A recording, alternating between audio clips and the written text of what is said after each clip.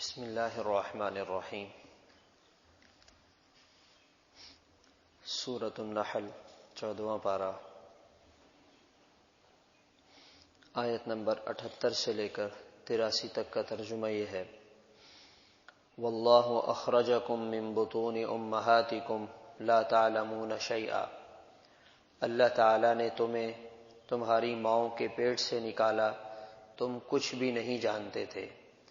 تمہارے لیے کان، آنکھیں، دل پیدا کیا، لعلکم تشکرون، تاکہ تم اللہ کا شکر ادا کرو۔ کیا یہ لوگ نہیں دیکھتے پرندوں کی طرف جو بندھے ہوئے ہیں فضا میں، ما یمسکہن الا اللہ، جنہیں اللہ کے سوا اس فضا میں کوئی نہیں روک رہا، بے شک اس میں بہت ساری نشانیاں ہیں ان کے لیے جو ایمان رکھنے والے ہیں۔ واللہ جعل لکم من بیوتکم سکنا، اللہ تعالیٰ نے تمہارے گھروں کو تمہارے رہنے کی جگہ بنایا، اور تمہارے لیے جانوروں کی کھالوں سے گھر بنائے جنہیں تم ہلکا سمجھتے ہو جس دن تم کوچ کرتے ہو یا جس دن کسی جگہ قیام کرتے ہو۔ ومن اصوافها واوبارها واشعارها، اور ان جانوروں کی اون اور اونٹوں کا پشم اور ان کے بال، ان سے تم اپنے لیے اثاثاً سامان بناتے ہو اور نفع اٹھانے کی چیزیں بناتے ہو، الی حین، ایک مدت تک۔ واللہ جعل لکم مما خلق ظلالا، اللہ تعالیٰ نے جو چیزیں پیدا کی ہیں ان میں بہت سی چیزوں کا سایہ تمہارے لیے بنایا، اور تمہارے لیے پہاڑوں میں غار بنائے، تمہارے لیے کرتے بنائے جو تمہیں گرمی سے بچاتے ہیں، اور وہ لباس جو تمہیں جنگ سے بچاتا ہے۔ کذالک یتم نعمتہ علیکم، اللہ تعالیٰ اس طرح اپنی نعمتوں کو تم پر مکمل فرماتے ہیں، لعلکم تسلمون، تاکہ تم فرما بردار بن جاؤ۔ فإن تولوا، اگر لوگوں نے اس کے باوجود اعراض کیا تو آپ کے ذمے ہے لوگوں تک ہمارا پیغام صاف صاف پہنچا دینا۔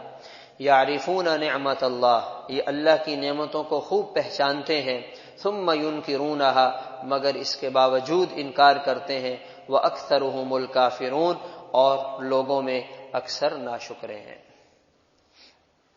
یہ جو ہم روزانہ صبح کے وقت قرآن پاک کا درس سنتے ہیں، اس میں ایک بات یہ ذہن میں آتی ہے کہ روزانہ سننے کا کیا فائدہ ہے۔ تو ہمیں یاد رکھنا چاہیے، جیسے ہم اپنے جسم کو غذا پہنچانے کے لیے روزانہ خوراک لیتے ہیں اور اس سے ہمارا جسم کام کرتا ہے، یہ ہماری روحانی غذا ہے۔ جیسے آدمی خوراک لیتا ہے، کھانا کھاتا ہے، تو ایسا نہیں ہوتا کہ یوں کھانا کھایا اور آدمی موٹا ہو گیا۔ وہ خوراک جسم کے حصوں تک پہنچ کر اپنا اثر دکھاتی ہے۔ یہ جو قرآن کے الفاظ ہیں یا قرآن کا پیغام ہے، جب انسان سنتا ہے تو یہ بھی انسان کی روح کو اپنا اثر دکھاتا ہے۔ البتہ یہ بات ضرور ہے کہ بندہ طلب کے ساتھ عمل کی نیت سے سنے، سننا برائے سننا نہ ہو، عمل کی نیت سے ہو، سچی طلب کے ساتھ ہو، تو یہ قرآن پاک تو بڑے بڑے لوگوں کی زندگی میں انقلاب پیدا کرتا ہے۔ تو اس لیے یہ ہمارا روزانہ سننا فائدے سے خالی نہیں ہے، اس سے انسان کے دل میں، اس کے عمل میں، اس کے ایمان میں ترقی ہوتی ہے۔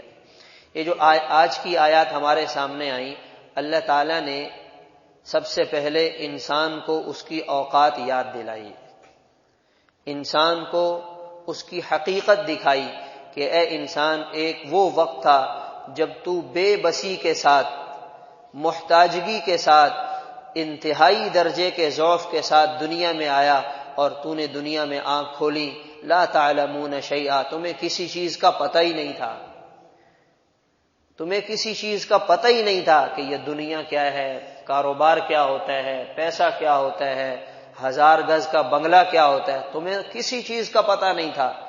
تمہیں یہ اپنی اوقات، اپنی حیثیت سامنے رکھنی چاہیے۔ پھر آہستہ آہستہ تمہارے جسم نے بڑھنا شروع کیا، اللہ تعالیٰ نے تمہیں کان دیے، تمہیں آنکھیں دی، تمہیں دل دیا، تمہارا دماغ بنایا، تمہارے جسم کا صحیح سالم نظام بنایا. پھر آہستہ آہستہ ترقی کرتے کرتے جب انسان جوانی کو اور طاقت کے زمانے کو پہنچتا ہے تو بات کرتا ہے تو سامنے والے سے کہتا ہے تم مجھے جانتے نہیں ہو. پھر یہ کہتا ہے تم مجھے جانتے نہیں ہو. ایک دفعہ ایک بزرگ کھڑے ہوئے تھے تو کوئی بڑا آدمی ایسے ہی اپنے لاؤ لشکر کے ساتھ گزرا تو لوگ کھڑے ہو گئے کہ بڑا آدمی افسر جا رہا ہے، تو وہ اپنی جگہ بیٹھے رہے. تو اس نے نوٹ کر لیا کہ یہ میرے آنے سے اپنی جگہ سے ہلے نہیں ہیں، کھڑے نہیں ہوئے. اس نے سواری روک لی، سب لوگ رک گئے اور ان کے پاس آ کر کہنے لگا شاید آپ نے مجھے پہچانا نہیں ہے. تو وہ بزرگ کہنے لگے میں نے آپ کو پہچان لیا ہے. تو آپ ایک ناپاک پانی اور ایک ناپاک نطفے سے وجود میں آنے والے انسان ہیں. وہ جو دل سے بات کی تو اس کے دل پہ جا کے لگی کہ میں اپنے آپ کو کیا سمجھ رہا ہوں اور انہوں نے مجھے میری حقیقت اور اصلیت دکھا دی ہے. تو یہ ہماری اصلیت ہے، یہ ہماری حقیقت ہے. اللہ تعالیٰ فرماتے ہیں تم اپنے علم پہ ناز کرتے ہو، تم اپنی سمجھداری، اپنی عقل، اپنی ترقی، اپنی ٹیکنالوجی کو بڑا سمجھ بیٹھے ہو. تمہارے پاس تو کچھ بھی نہیں تھا.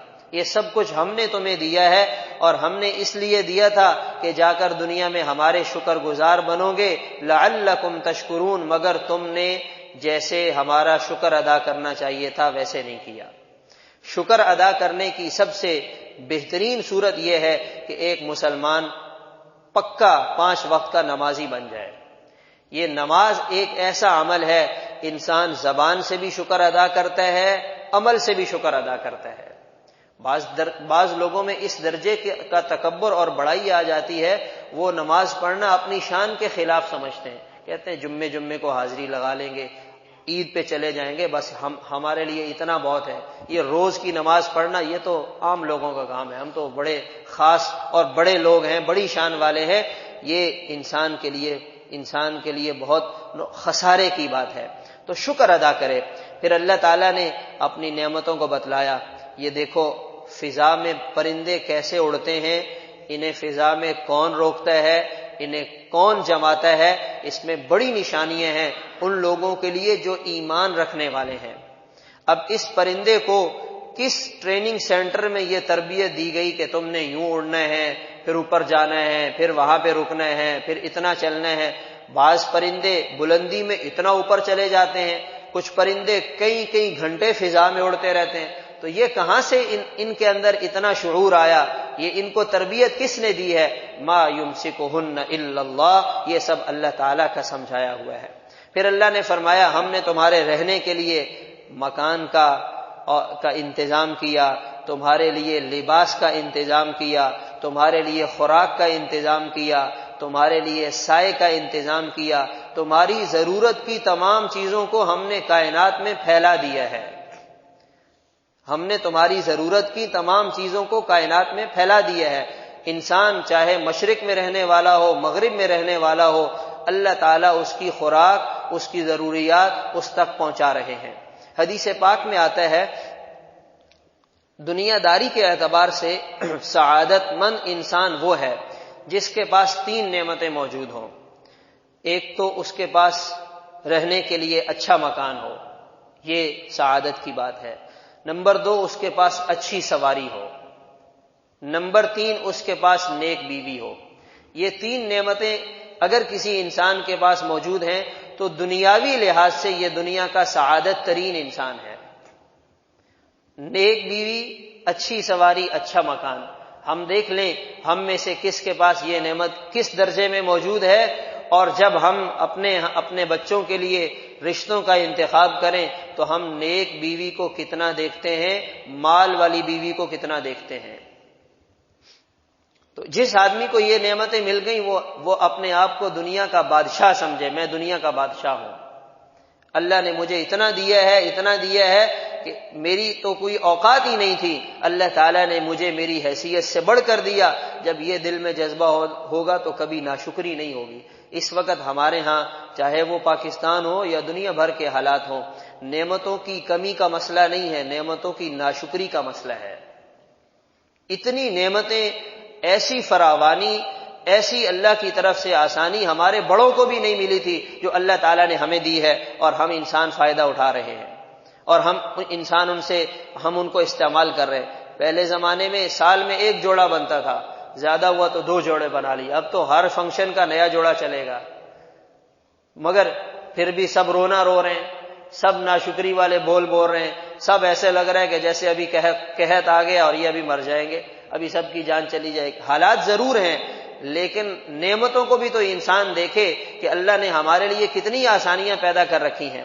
کذالک یتم نعمتہ علیکم، اللہ تو اپنی نعمتوں کو بڑھائے جا رہے ہیں اور ان میں اضافہ کیے جا رہے ہیں، اور یہ سب کس لیے ہے؟ لعلکم تسلمون، تاکہ تم فرما بردار بن جاؤ۔ مگر انسان ایسا عجیب ہے، نعمتیں تو پوری استعمال کرتا ہے، مگر فرما برداری کے معاملے میں بڑا خوددار بن جاتا ہے، بڑا سمجھدار بن جاتا ہے، کہتا ہے نہیں اتنا کر کے کیا کرنا ہے، بس تھوڑا بہت کر لو بہت ہے۔